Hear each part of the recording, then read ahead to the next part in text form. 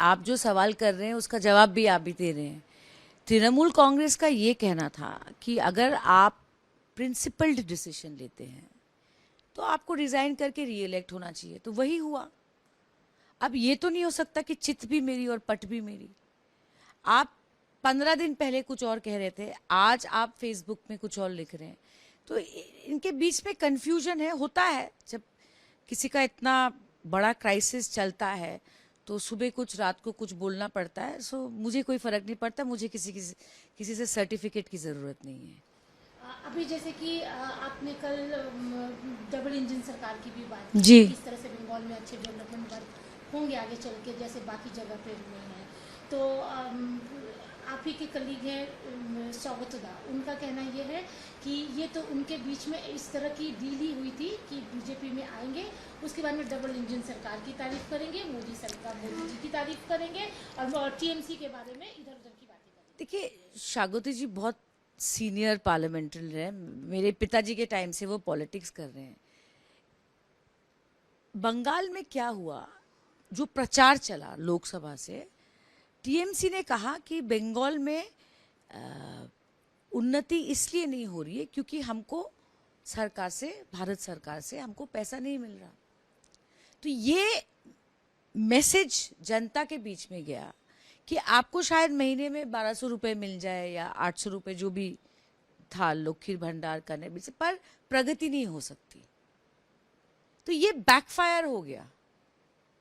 जो बॉन्चना बॉन्चना वो बोलते थे ना, लोगों को लगा कि अगर कलकत्ता में मेट्रो कंप्लीट करना है, अगर इंडो बांग्लादेश का बॉर्डर में आपने बाउंड्री जो वायरिंग करना है, अगर आपको इंडस्ट्री लाना है, तो तृणमूल नहीं ला सकती।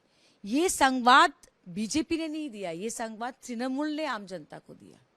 ये बैकफायर कर गया। देखिए ना, लोकसभा और विधानसभा के बीच में सिर्फ 2 साल का अंतर था, पूरा गेम पलट गया। आप एसआईआर की बात कर सकते हैं, पर फैक्ट इज उनका मैसेजिंग बैकफायर हो गया। यही तय है। और मैं बार बार कह रही हूं कि किसी को बुरा लग सकता है सुनने में, पर जो नीचे के लेवल में, गली गली में, वार्ड वार्ड में, गांव गांव में जो भ्रष्टाचार हुआ, आप टीवी पे कह सकते हैं दीदी सॉफ्ट, पर जो एक सेटलमेंट ऑफिस में जाके जिसको 5 लाख रुपए देना पड़ रहा है जमीन ट्रांसफर करने के लिए, जिसको एक बिल्डिंग बनाने में लेबर सिर्फ आईएनटीटीयू से लेना पड़ रहा है, उसको तो आप नहीं बोल सकते दीदी सॉफ्ट। वो तो अपनी जेब से घूस दे रहा है ना। सो देखिए, इफ अगर जनता के ऊपर आप अत्याचार करेंगे तो यू कैनॉट से दीदी सॉफ्ट। आपको जनता को जाके समझाना पड़ेगा। ये टीवी पे अच्छा लगता है, लटेंस दिल्ली में ये अच्छा लगता है सुनने में, पर आप गांव में जाके ये नहीं बोल सकते। अभी जो कंडीशन है टीएमसी ममता कैंप की बात करें, कालीघाट कैंप की, तो वहाँ पे बड़े लीडर्स काफ़ी कम नज़र आ रहे हैं। धीरे धीरे करके सबने अपना रास्ता बाहर का ले लिया, बागी हो गए। 20 एमपीज जो है एनसीपीआई में चले गए, एमएलएस की पूरी टीम अलग हो गई, एलओपी दूसरे बन गए। ये जो फेज पूरा है, इसे आप कैसे देखते हैं? देखिए, दीदी के साथ बड़ा लीडर कौन है, छोटा लीडर कौन है, वो फर्क नहीं पड़ता, पर एक ही सवाल है कि दीदी के साथ मास लीडर कौन है। दीदी खुद मास लीडर है। शोमिकदा ने एक इंटरव्यू में बोला था ना कि दीदी एकदम जमीन से उठ के आए हैं। ये तो सब मानते हैं, इतिहास गवाह है। दीदी के दाएं तरफ और दीदी के बाएं तरफ आज जो लोग चैनल्स पे बोल रहे हैं, उनकी मास फॉलोइंग क्या है। वो तो खुद कह रहे हैं कि हम सब रबर स्टैंप है, लोग तो दीदी को वोट देते हैं, मेरा खुद का परिवार मुझे वोट नहीं देगा अगर दीदी नहीं होंगे। तो ये लोग मास लीडर हैं क्या? जनता के बीच में इनकी फॉलोइंग है क्या?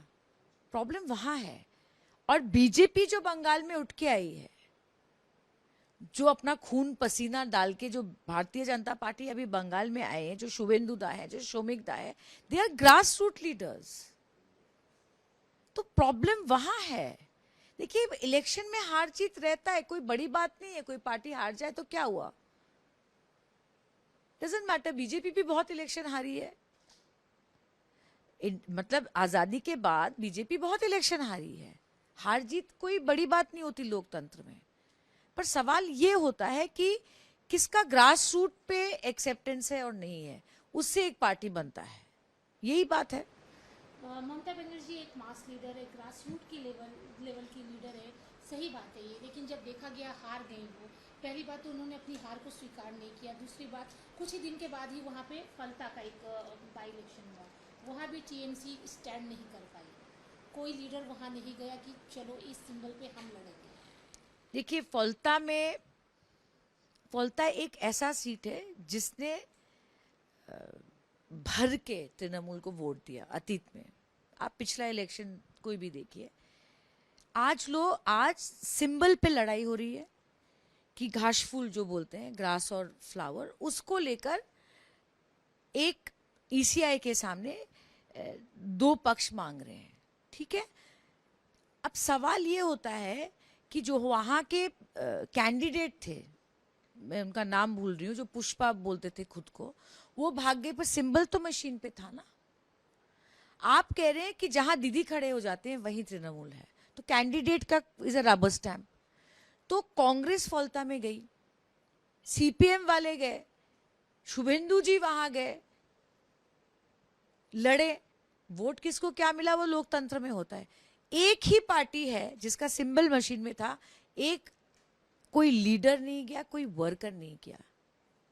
तो आप बताइए ना, वो सिंबल तो था ना ईवीएम मशीन में, अब तो सिंबल का लड़ाई है। तो उस सिंबल, जब वो सिंबल ईवीएम मशीन में फलता में था, आप लोग क्यों नहीं गए, उसका जवाब दीजिए। आप लोग बाई इलेक्शन मांग रहे हैं, आप लोग लोकसभा के सांसदों को कह रही है आप लोग रिजाइन करिए और बाई इलेक्शन में जाइए। तो आप पहले ये जवाब दीजिए कि रीपोल में आप लोग क्यों नहीं गए। जनता को बोलिए ना, फलता के लोगों को बोलिए ना, आप लोग क्यों नहीं गए। क्या गारंटी है कि अगर 20 सीटों में कल चुनाव हुआ 6 महीने के अंदर, कि तृणमूल का कोई लीडर जाएगा क्या, कोई गारंटी है क्या। तो देखिए, एक तरफा बोलना ठीक नहीं है। आप अपनी गलतियों को जब तक नहीं समझेंगे, आप इस पार्टी को वापस नहीं ला सकते, मेरा ये मानना है।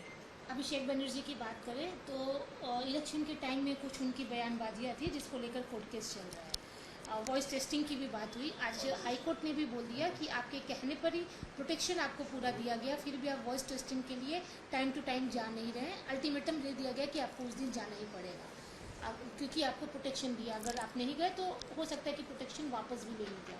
तो अभिषेक बनर्जी का जो ये रवैया है कि कोर्ट के कहने के बाद भी वो जा नहीं रहे हैं, डेट पर डेट आई जा रही है, इस पर क्या बोलेंगे। देखिए, यहाँ पर एक कॉन्ट्रडिक्शन है। अगर कोई नेता बोलता है आई विल नॉट बाउ, बार बारी ट्विटर पे बोलते हैं, टीवी पे बोलते हैं, अच्छी बात है, क्योंकि तृणमूल के वर्कर का उनकी हिम्मत बढ़ती है कि भाई नेता कह रहे हैं आई विल नॉट बाउ। तो पहला सवाल ये है कि फलता तो डायमंड हार्बर में है, तो आप तो वहां एक कदम भी नहीं रखे रीपोल में, तो वो तो बाउइंग ही हो गया ना। जो लोग आपको इतना वोट देते थे, आप कहते थे अमित शाह के बाद मेरा सबसे बड़ा मार्जिन है देश में, आप वहीं तो बाउ कर गए। मैं विनम्रता से कह रही हूं। आप कहते हैं चाहे मुझे जेल में डाल दे, चाहे मेरा सर फोड़ दे, चाहे मुझे अंडा मारे, आई विल नॉट बाउ। तो आप फलता में क्यों नहीं गए, यू बाउड ना। और देखिए, जो मैटर सब जुडिस है, वॉइस रिकॉर्डिंग है, जो भी है, अगर आपने कुछ कहा है तो पूरी दुनिया, हमने भी वाह वाह की, तब मैं भी तृणमूल में थी, मैंने भी उसको कोट ट्वीट किया कि वाह हमारे लीडर इतने, वो एक पिक्चर थी ना हिम्मत वाला। तो अभी वो क्यों नहीं जा रहे हैं वॉइस रिकॉर्डिंग के लिए, मैं तो नहीं कह सकती, इट्स अ सब जुडिस मैटर। आदि आपने जब टीएमसी ज्वाइन किया था और अभी जब आप टीएमसी में नहीं हैं, बीजेपी में, बीजेपी को एक बार के लिए साइड रखते हैं, सिर्फ टीएमसी की बात करते हैं, तब और अब में कितना अंतर आपको दिखा कि ये सोचकर मैं आई थी और ये हो गया। देखिए, तृणमूल कांग्रेस 15 साल बंगाल में रही, ठीक है, तो एंटी इनकम्बेंसी तो रहेगा। देखिए, हर सरकार का एक एंटी इनकम्बेंसी रहता है, पर 4 तारीख के बाद जो तथ्य बाहर आए कि क्यों लोग हट रहे हैं, एक अजीबोगरीब सिचुएशन है।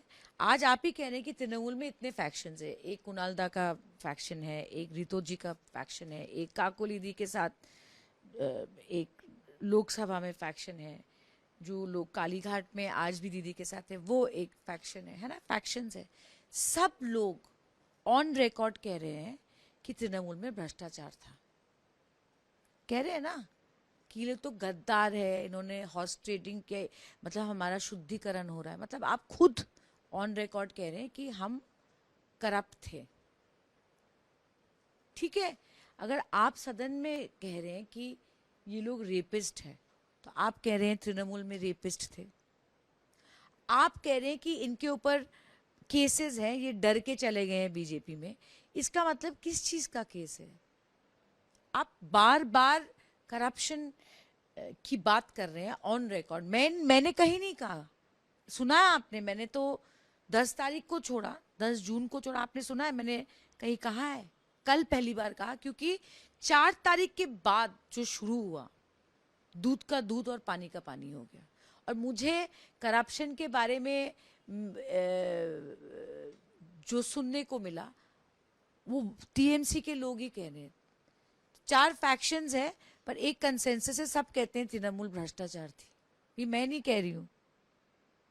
आज भी ममता दीदी के पास बैंक अकाउंट में सिर्फ 15 लाख रुपए हैं, 2 कमरे के घर में रहती हैं, पर उनके जितने शिष्य हैं वो लोग चीख चीख के, चिल्ला चिल्ला के कह रहे हैं कि तृणमूल भ्रष्टाचार है। मैंने नहीं कहा।